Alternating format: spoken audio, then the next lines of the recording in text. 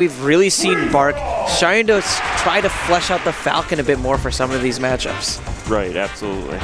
And it's also a change when he goes Yoshi as well. Yeah. He's a man that can do it all. Bark the Shark, representing Maryland, Virginia. He's going up against SaltSizzle. And SaltSizzle sticking with the Falcon here. And Falcon versus Pikachu, I'd say, a lot of people are saying that this is a matchup that's definitely in favor of Falcon, but I would say that the empirical data at big events like G3 say otherwise, where we've seen Falcon mains like Mariguas get 5-stocked by Pikachu mains like Wario. Honestly, I think that it can go either way, but the Falcon to win here has to play so patient in neutral and so relentless on punish. Right, it's one of those debated matchups like Fox Falcon. That's another very heated debated matchup in the 64 community. Nice recovery from SaltSizzle. The slight weave back allowed him to avoid the nair and actually getting the back throw as a KO. Generally speaking against Pikachu, because he's just that fat little combo weight, you can get that initial opening and take it all the way through. SaltSizzle had to play a little bit longer, and once he found himself off stage, it was the end of the stock. And that's a really big difference maker is when I look at this matchup, it feels to me like Falcon wins on stage, whereas Pikachu gets the wins off stage, primarily. SaltSizzle not quite able to finish off that stock there. Very close, but just couldn't quite get there in time. Yeah, and you need to do that against Pikachu because Bark is demonstrating exactly why. It takes that one grab followed by a great execution on the edge guard sequence, and all of a sudden you're going to be out. Down tilt into the grab that time around, and that's like I said, it really is that simple for Bark. SaltSizzle is right now really playing more so into Bark's game plan. Again, he has to slow it down and he has to figure out what to go for. If he strictly goes for grabs, he's going to be caught by the normals Bark is throwing out to set up for grabs of his own. Absolutely. And he really has to make sure not to get off stage either, because that's really kind of where Bark is starting to capitalize. Oh, I'm going to up air you off stage and make sure that you can't get back. And then interesting edge shield from Bark. He knew Salt was going to pressure with the up air, so he just puts the shield up right by the edge of the platform. Now back on stage and back in full control. Even with the slower get up, he's able to close the stock out.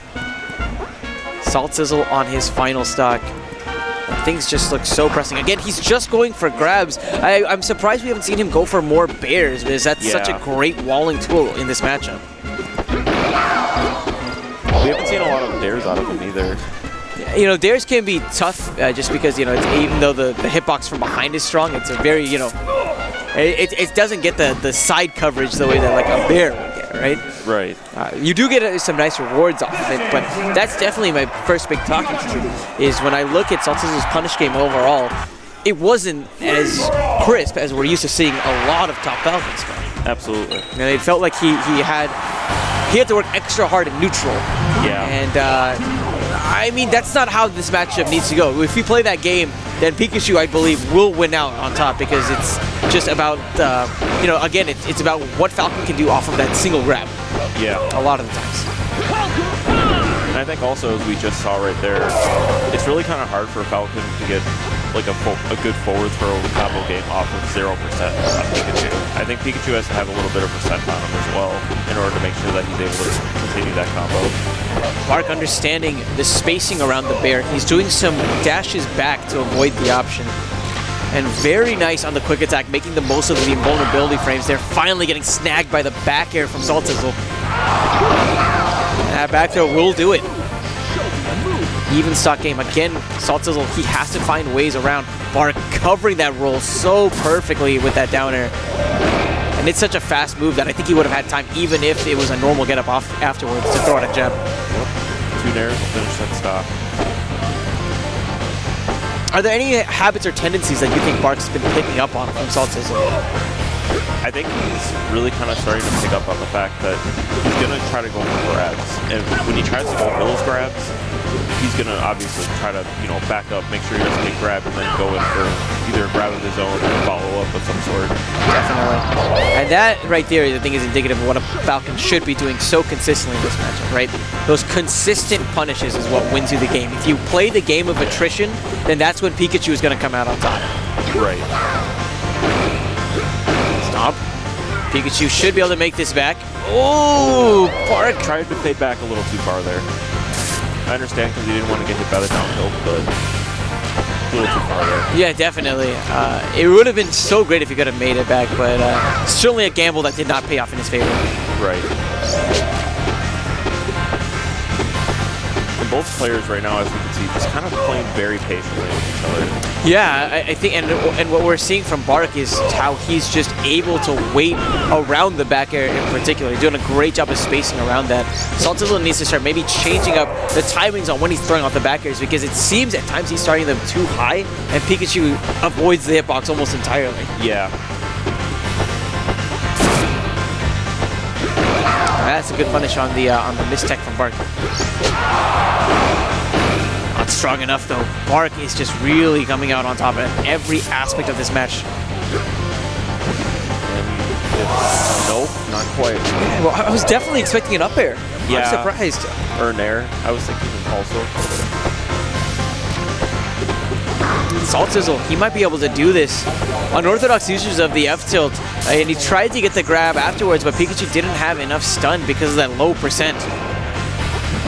DI, but that time it's not going to work out. So 2-0 now in favor of Bark the Shark, but Salt has made it so close. I'm looking at Salt and it feels like I think it was a 3-star. You know, I'm looking at this match at hand, and it feels like SaltSizzle is certainly much more of a neutral-oriented player than a punish-oriented player. But when you're playing against Bark, you really need to make sure that both sides of the scale are crisp. Correct. And I think a lot of both these players are actually very skilled in neutral, as we saw last game. Just making sure to feel each other out, be patient before they go in and make any commitments. And now Bark busting out the Falcon of his own. Like we said, he has been low-key practicing this Falcon up. It's going to be great to see him get pulled out in the tournament setting. And the Ditto, no less. Right. Ooh, he's able to land the back hitbox and that up air. And it's just those little things.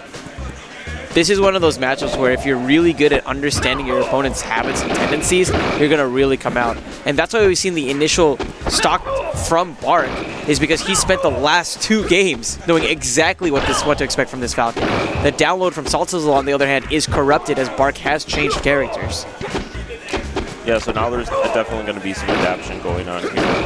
SaltSizzle, or Bark the Shark, and then SaltSizzle is going to have to adapt to that matchup and make sure that he knows also how to combat this Falcon instead of Pikachu. Yeah, maybe it might be possible that he can set up some traps with the back air, because what Bark is doing is he's looking for the back air and then dashing in. He could maybe fade away from Bark and do a back air and then catch him by surprise with something like an F tilt, or if he's quick enough, like a pivot jab. That was a nice clean stock by Bark the Shark. And invulnerability, allowing SaltSizzle to break through Bark's offense. Trying to just get this pressure on, but Bark is so smart at just putting the shield up on those edges. We need to see SaltSizzle maybe vary up the pressure to not fall for those edge shield scenarios. Right. Another thing I've been noticing as well is Bark the Shark, when he's, well, not just Bark the Shark, SaltSizzle as well, when they're on the platforms, you really just want to make sure that you're not on those platforms, because that's a really easy place for either character to set up a good combo on the other.